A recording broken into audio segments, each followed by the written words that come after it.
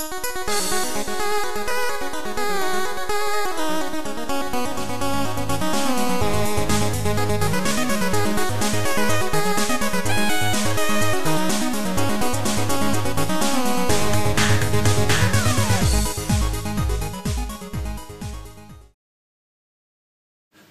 interwebs, welcome to Let's Fix Computers. I've got an easy one today. I am replacing the power connector on this laptop. What's happened here is the wires going to the charger jack on the back have become loose. You get what's called a dry joint where the solder connection snaps off. It's quite a common fault. On some laptops the jack is on a fly lead like this one, which makes it very easy to replace. On some laptops it's soldered directly onto the motherboard, and if you want to fix that you need to be handy with a soldering line. I'm not going to cover that one today since I don't need to.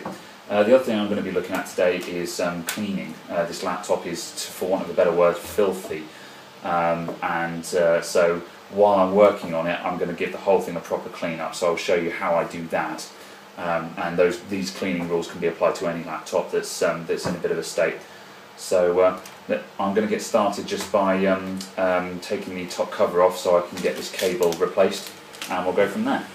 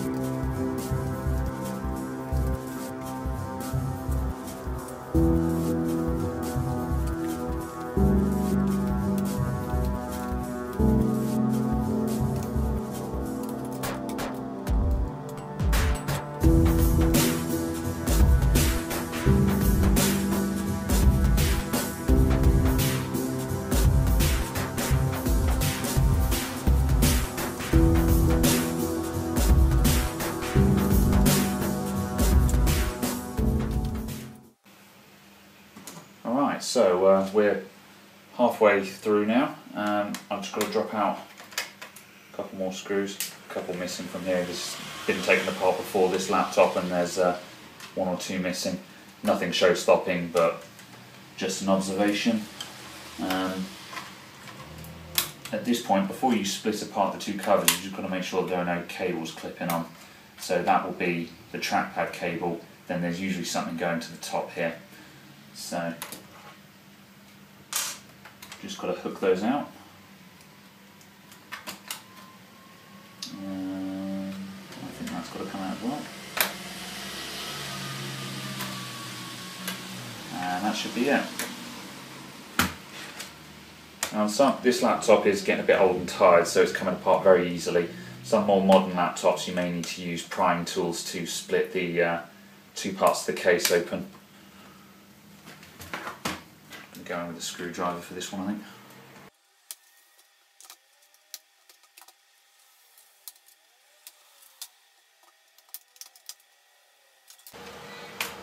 Alright. The bit we're interested in is here. There's the fly lead to the charger jack. So that's going to come out. We might have to take out the motherboard. We'll find out in a minute. If we do need to take out the motherboard, then that's just going to be a couple more screws. And then what we can do is just clean all of this up. So I'm going to do that now. Our procedure for this is you can use a brush. A narrow paintbrush is very good for this, like a 1/2 inch paintbrush or a 1 inch paintbrush. You can just dig that in to all the crannies and get all the dust out. I tend to go in fairly heavy-handed with these things. I've got a 6-bar air compressor out the back, which you may have seen in my last videos. Basically I just literally point it like a hose pipe and it just gets everything out. The cooling system is the most important bit. You get a build-up of dust across the back of the heatsink here. You can't see it from the outside, but it's always there, and the fan itself will have dust all over it. The trick is to use blast of compressed air, either from an air compressor or a can of air, canned air or air duster. If you go, this is an exhaust vent. If you fire the air in that direction, then of course it will blow out through the intake, and everything goes backwards, and it expels all the dust out from the system. That will improve any laptop, lowers the temperatures, improves performance. It's all good. So I'm just going to go in and give this a once over, and I'll be back in a moment. Alright, so that gets the worst of it out. There's still a few bits of dust and grime, but to be honest, it's not worth sterilising these things. You just want to get the worst of it off. On the outside you can make it nice, but on the inside it doesn't really matter. There's no loose grit in there. Most of the dust is off the fan there. Again, it's a significant improvement over what it was, so that's enough for me.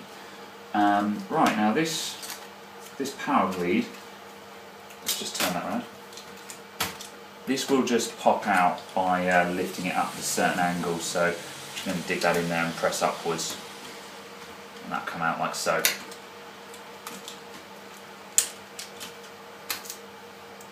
So, now there we go.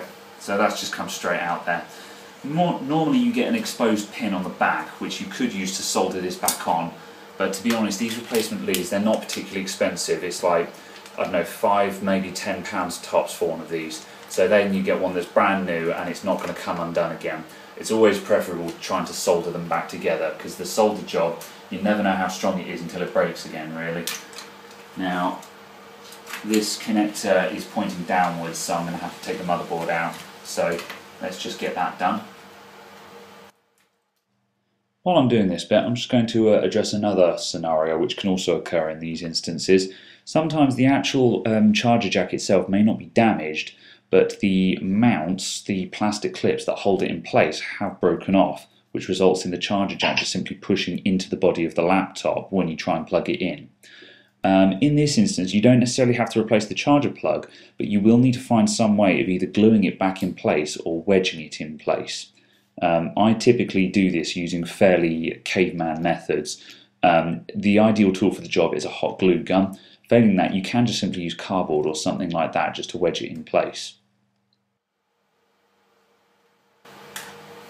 There's often surprisingly few screws holding the actual motherboard in. It's mainly just an interference fit.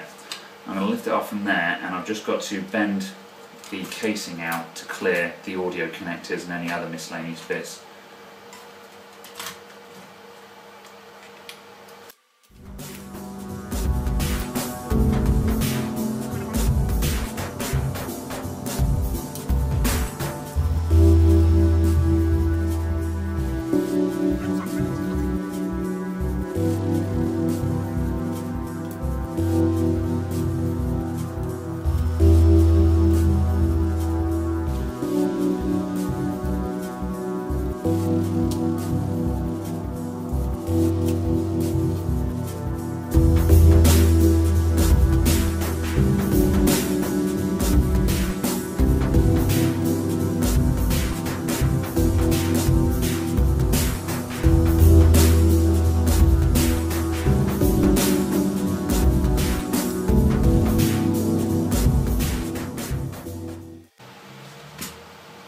Okay.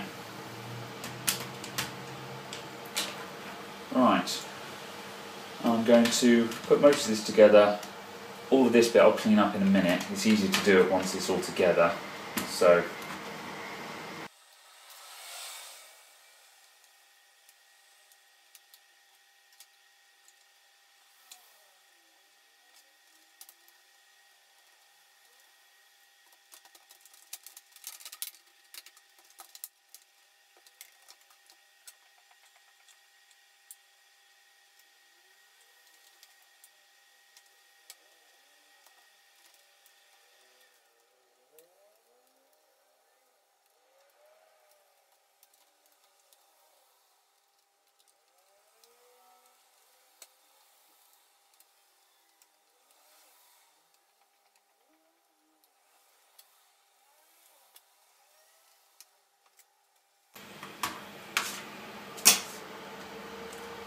Alright,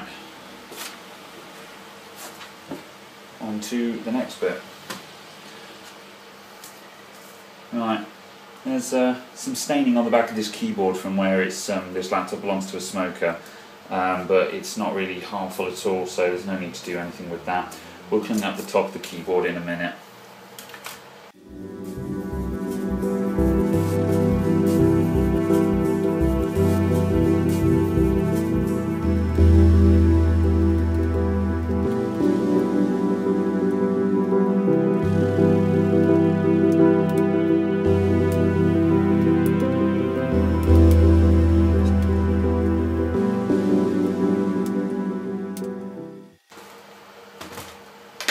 Alright, some of these lines aren't lining up quite right, but I'm not going to worry too much. Once I've got the screws in, that will pull everything into place, and then there should be a lot of clicks.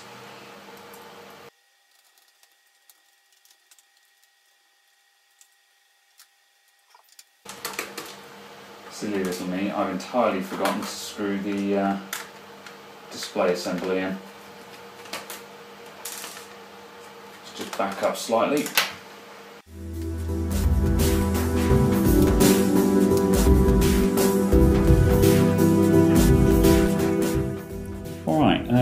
Bit of voiceover here. I had planned on showing you cleanup techniques for this laptop, but the footage was kind of crappy and it was making the video too long for the amount it was showing. So I'm going to take a pass on that for now and just show you the reassembly and leave it at that. I will be coming back to cleaning though, so I will show you that on another project another time. So enjoy the rest of the assembly and I'll see you all soon. Thanks for watching. Bye for now.